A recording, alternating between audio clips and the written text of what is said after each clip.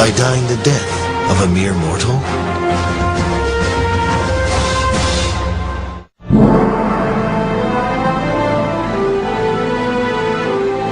Late in the evening of June the 9th, 323 BC, a group of Alexander's officers keep vigil as their king's condition worsens.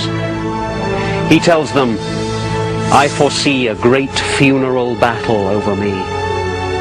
Towards the end, they gather round his bedside to ask the critical question, to whom will he bequeath his kingdom? Weakly, Alexander whispers his last words, "Kratisto," to the strongest. Early in the morning of June the 10th, his eyes close forever. For centuries, historians have debated the cause of Alexander's death. From alcoholism to poisoning to compulsive self-destruction. If we're asking what killed him, you've got a whole smorgasbord to pick from. And again, funnily enough, it might be a case of all things conspiring together. He never really got over that terrible shovel-headed arrow wound that he got in India. That really nearly killed him. There is also the probably endemic malaria, whatever disease it was that he had during his last days. I feel that Alexander died ultimately because he pushed himself too hard. With Alexander, he has this wonderful military campaign and then dies. Well, for him, that's kind of a good thing for him. Alexander died ultimately because he pushed himself too hard. With Alexander, he has this wonderful military campaign and then dies. Well, for him, that's kind of a good thing for him, because I'm not sure he would have been real good as an administrator. Again, it comes back to your own personal opinion about what exactly made Alexander so great. But my feeling is that Alexander would have pushed himself until he died or burned out.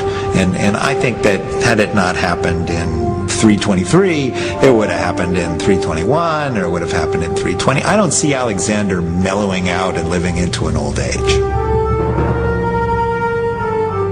Just as in life, Alexander was a powerful figure, so too in death.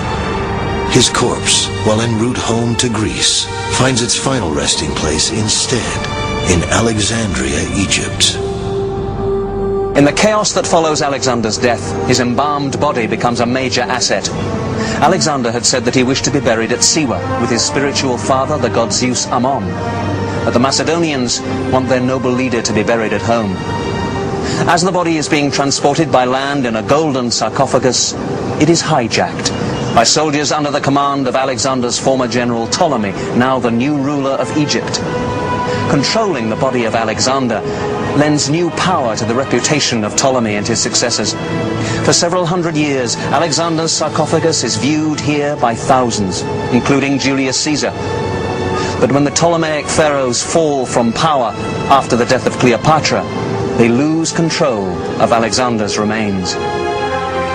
Today, no one is certain exactly where the remains of Alexander are located. Most agree they are buried beneath the streets of Alexandria, most probably near the Mosque of Daniel. The mosque is very active, with prayer services held every day.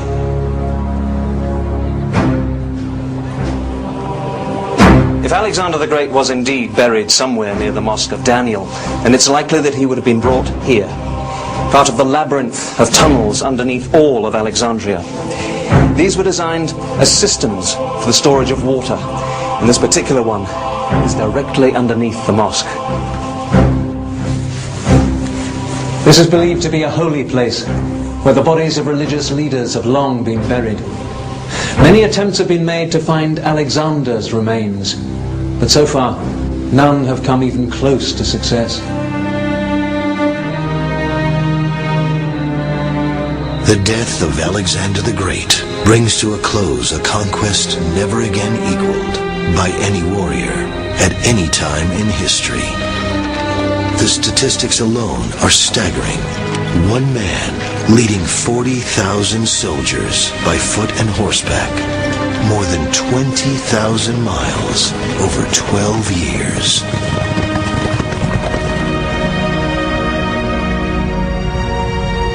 The vast kingdom which Alexander fought so hard to build over a 12-year period ultimately becomes divided among more than 20 rulers. Today, historians, scholars and soldiers continue to debate the complex character of King Alexander of Macedon. Why do we call him Alexander the Great?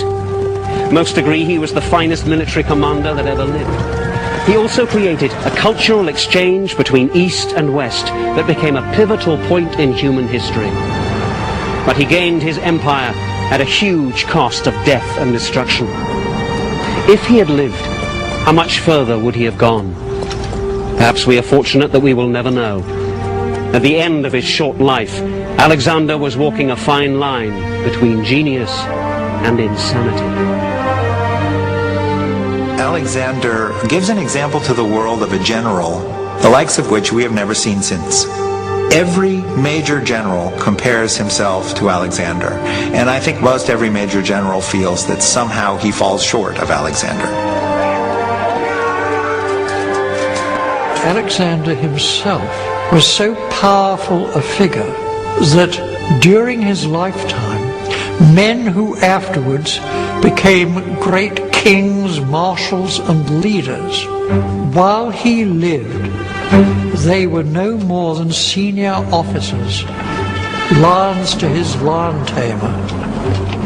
And even after his death, they were still so scared of him that in council meetings, his crown, his scepter, his royal robe presided at the head of the table.